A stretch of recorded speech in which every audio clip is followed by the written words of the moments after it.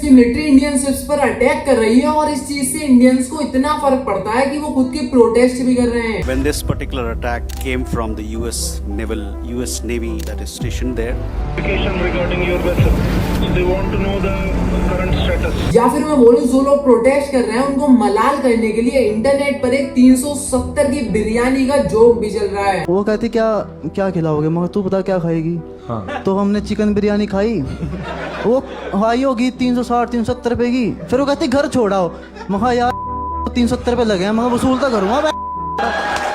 दूसरी तरफ YouTube एक नया फीचर लेकर आ रहा है जिससे आप एक दूसरे को मैसेज भी कर सकते हो। अब चाहे फिर वो एक डिलीवरी बॉय की हो या फिर इंटरनेट पर चल रही गंद, इन सब के ऊपर हम डिस्कस करेंगे द वंश शो में। हमारी पहली न्यूज निकल कर आती है यूएसए की तरफ से। यूएस मिलिट्री ने इंडियन शिप्स पर अटैक कर दिया जिसमें इंडिया के 3 लोग मारे गए। सबसे पहले अटैक क्यों हुआ है इसकी पूरी कहानी समझो। तुम लोगों को पता होगा कि यूएस और ईरान के बीच में बहुत पहले से लड़ाई चल रही है। बाकी जिनको नहीं पता कि क्यों लड़ाई चल रही है और क्या कॉन्टेक्स्ट है 20 सेकंड में समझो। ईरान न्यूक्लियर वेपन बनाना चाहता है लेकिन यूएसए बोल रहा है कि भैया हम तो पापा हैं दुनिया के, हम नहीं बनाने देंगे और अगर बनाओगे तो बम मारेंगे। अब जब ईरान के ऊपर बम बजते हैं तो वो स्टेट ऑफ हॉर्मोन्स को बंद कर देते हैं। अब स्टेट ऑफ हॉर्मोन्स एक ऐसी जगह जहाँ से बहुत ज्यादा ट्रेड करा जाता है और वहाँ पर बाउंड्री लगती है ईरान की। अब इन 2 लोगों की लड़ाई में पूरी दुनिया का ट्रेड इसलिए रोका जाता है ताकि पूरी दुनिया परेशान हो और सब जाकर अमेरिका से बोले कि भैया मत कर।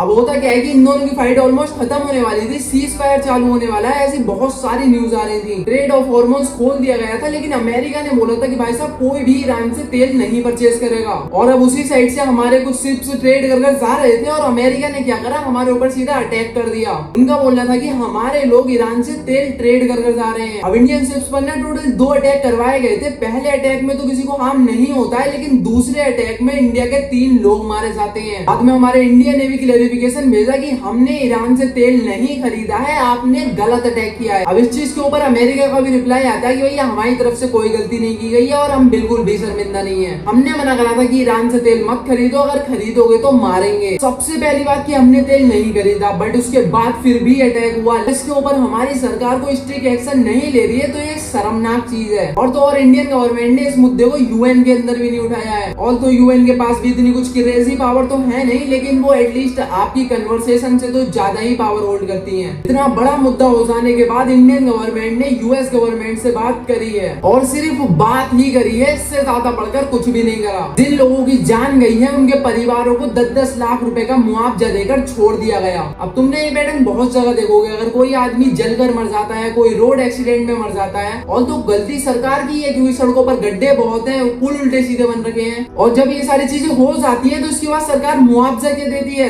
2 लाख 5 लाख 10 लाख रुपए। अरे भीख दे रहे हो क्या। अब इस मुआवजे का ना जो एक्चुअल एजेंडा है उसको समझो। आप अपनी फैमिली में एक अर्निंग पर्सन थे, आपके जाने के बाद आपकी फैमिली काफी ज्यादा सफर करने वाली है तो आपके जाने के दुख को तो हम फुलफिल नहीं कर सकते लेकिन एज अ फाइनेंशियल हेल्प हम आपको कुछ पैसे दे सकते हैं। लेकिन 10 लाख रुपए में किसकी फाइनेंशियल हेल्प होगी लाइफ भर के लिए, ये कोई नहीं जानता। और गवर्नमेंट के सारे एक्शंस को देखकर ना ऐसा लगता है कि गवर्नमेंट सिर्फ अपना पल्ला झाड़ने का काम कर रही है। सरकार की हेल्प मीनिंगफुल थी, इसको जस्टिफाई करने के लिए कोई बंदा नहीं बैठा है। आपके अमेरिका के साथ कैसे रिलेशन है और सबसे बड़ी बात कि हमारी मर्जी, हम कहीं से भी तेल लेंगे। और अगर आप दब रहे हो कि जियो पॉलिटिक्स में थोड़ा दबकर चलना चाहिए, वो सुपर पावरफुल है और हम ट्रेड बहुत ज्यादा करते हैं और ये सारी चीजें जायज भी है लेकिन इन सब के बावजूद भी वो हमें रोक नहीं सकते, टोक सकते हैं। और रोकने के लिए हम पर अटैक तो बिल्कुल भी नहीं कर सकते। और अटैक करने के बाद गलत अटैक किया, इसके ऊपर माफी भी नहीं मांग रही है और ज्यादा शर्म की बात है। और फिर उसके बाद वो माफी नहीं मांग रहे तो उसकी कंप्लेंट हम यूएन में भी नहीं कर रही है और ज्यादा शर्म की बात है। यूएन के अंदर कंप्लेंट ना कर जो लोग मरे हैं उनको 10-10 लाख रुपए की चिल्लर पकड़ाकर छोड़ देना, ये और ज्यादा शर्म की बात है। अब इस चीज को ना लोग पता नहीं क्यों यूपी के कांड से रिलेट कर रहे हैं। हाँ, वही गाजियाबाद सूर्या हत्याकांड जिसके ऊपर मैंने भी वीडियो बनाई थी। कैसे योगी सरकार ने इंस्टेंट जस्टिस लिया, जो कि सही भी था या गलत, पूरा कंप्लीटली मैंने बताया है। लोग कह रहे हैं कि अगर योगी जी सरकार में होते तो यहाँ पर भी सेम चीज ही करते। बाकी जिनको नहीं पता यूपी का ये गाजियाबाद हत्याकांड क्या था